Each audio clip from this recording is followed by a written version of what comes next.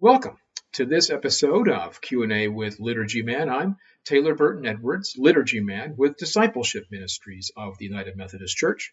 I'm your apportionment dollars at work to help you strengthen worship and the understanding of worship where you are. Today's question is one that I often get at this time of the year, and in fact got today in email with my work with United Methodist Communications. And that is, why do we talk about 12 days of Christmas? What are the 12 days and how are they counted? Well, as I answered to the person who wrote an email, the reality is, at this point, as we observe Christmas season, there are not 12 days of Christmas, there are 13. That is because when the United Methodist Church adopted the Book of Worship in 1992, and the Revised Common Lectionary and its calendar as part of that, we were buying in with many other Protestant denominations to a shift in the liturgical calendar that also took place in the Roman Catholic Church as a result of Vatican II.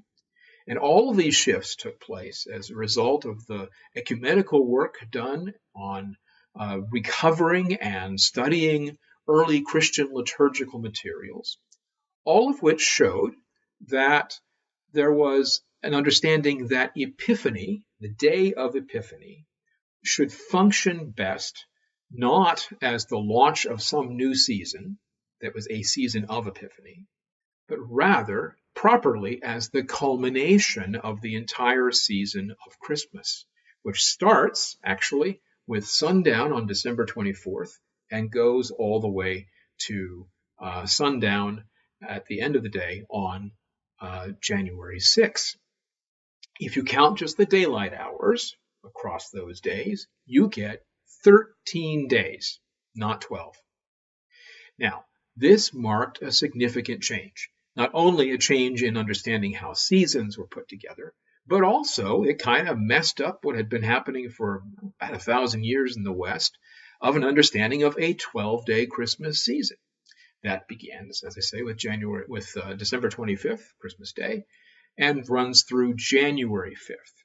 If you count those out from December 25 to January 5, count the days, all those days, that is 12 days. And that's how Christmas season had been observed and celebrated in the churches in the West for about 1,000 years, until Vatican II and its reforms, and then the subsequent reforms in Christian calendars in the West, more broadly, including Protestants, Anglicans, and others. So, what is there to say about a 12-day Christmas?